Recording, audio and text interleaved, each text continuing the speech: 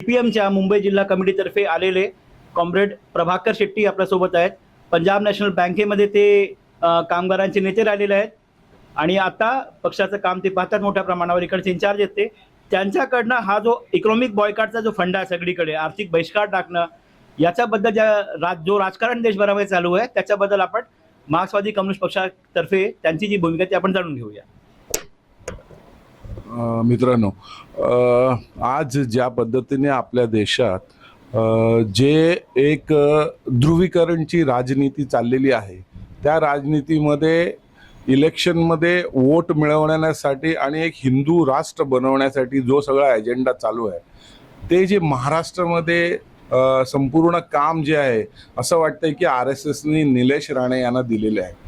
म्हणून आपण गेल्या काही महिन्यापासून बघतोय की निलेश राणे रोज सकाळी उठून एखादी स्टेटमेंट जी आहे ते मुसलमानांच्या विरोधात देतात, जेणेकरून त्यांना असं म्हणायचं आहे की हे जे मुसलमानांच्या विरोधात आपण जे स्टेटमेंट देतो ते RSS जे त्यांना सांगतंय की या लाईनवर तुम्ही बोला आणि एक ध्रुवीकरणाची जी राजनीती आहे त्याला मजबूती द्यायला पाहिजे. आता त्या संपूर्ण राजनीतीमध्ये RSSच्या आणि BJPच्या त्याच्यामध्ये एक गोष्ट असं आहे की एका साईडला इलेक्शन जिंकायचं, पण इलेक्शन जिंकल्यानंतर पण तो जो एजेंडा आहे तो सोडायचा नाही आणि एक हिंदू राष्ट्र बनवायचं. तर हिंदू राष्ट्र बनवायचं म्हणजे काय करायचं? तर हिंदू राष्ट्र बनवायचं म्हणजे आपण जे आहे मुसलमान लोकांना एक टार्गेट बनवून ते टार्गेट मध्ये ठेवून त्यांचं जे काय एक संपूर्ण जीवनमान आहे त्या जीवनमानवर एक कंटिन्युअसली आपण एक पद्धतीने हल्ला करायचा आणि सांगायचं की त्यांचा जो काय बिझनेस आहे त्या बिझनेसमध्ये त्या लोकांना त्या बिझनेसमधून बाहेर टाकण्यासाठी करायचं.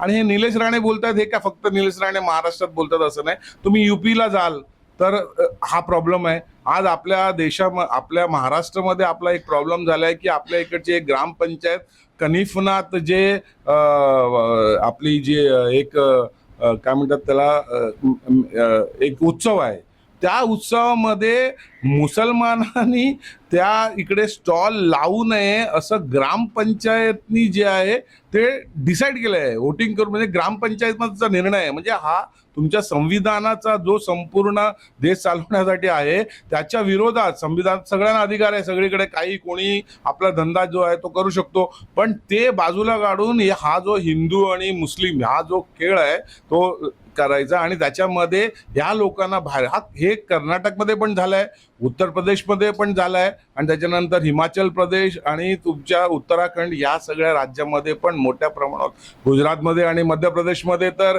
त्याचं एक म्हणजे एक विकराळ स्वरूप आपण पाहिलंय. पण ह्या ज्या महाराष्ट्रामध्ये हे जे गोष्ट होत नाही, तर आज त्या एक मटण कुठलं खायला पाहिजे, अरे आम्ही काय खायला पाहिजे आणि काय नाही खायला पाहिजे, हे राजनीती लोकांनी कसं काय ठरवायचं आहे? आम्ही हजारो वर्षापासून आमचा फूड कल्चर आलेला आहे, तो आम्ही तुम्हाला विचारून बदलायचा आहे का की तुम्ही सांगणार आहात आम्हाला की असं करायला पाहिजे असं? पण त्यांचा अजेंडा जो आहे तो क्लिअर कट आहे. जिकडे जिकडे मुस्लिम समाज आहे तिकडे एक हवा निर्माण करून, आता मीरा भाईंदरचं आपण उदाहरण घेतला तर इकडे दोन्ही बाजूला हिंदू समाज मोठ्या प्रमाणावर आहे. तुम्ही नयानगरच्या त्या साईडला गेलात भाईंदरला तर तिकडे हिंदू समाज आहे आणि या साईडला शांतीनगर ते सृष्टीपर्यंत गेलात तर हिंदू समाज आहे. पण मध्ये एक नयानगर म्हणून एरिया आहे जिकडे जी आहे मुसलमानांची एक मोठी संख्या आहे. तिकडे येऊन मुद्दाम ह्या सगळ्या गोष्टी करायच्या आणि त्या लोकांना सेकंड क्लास सिटीजन, जे गोलवलकरनी सांगितलंय की भारतामध्ये हिंदू राज्य स्थापन करताना मुस्लिम लोक, ख्रिश्चन लोक हे लोक सेकंड क्लास सिटीजन राहणार, म्हणजे त्यांना अधिकार नाही राहणार.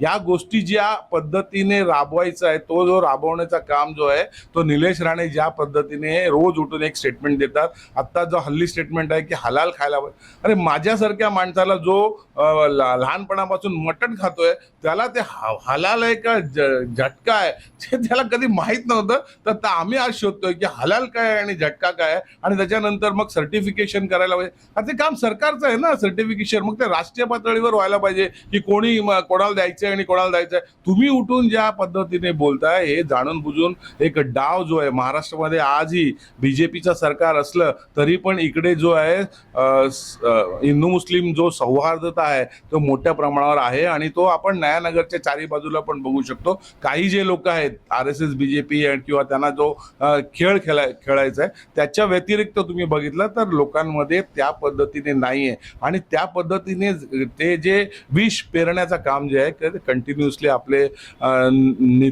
निलेश राणेसारखे लोक किंवा RSSचे लोक जे आहे हे कंटिन्यूस करतात. आणि त्याच्या विरोधात जनतेमध्ये जे आहे ते आवाज उठवण्याची गरज आहे आणि जनतेला एकत्र करून त्या विचाराच्या विरोधात जे आहे संविधान वाचवा ही लढाई जी आहे ती येणाऱ्या दिवसामध्ये एकदम तीव्र करण्याची गरज आहे असं आम्हाला वाटतं.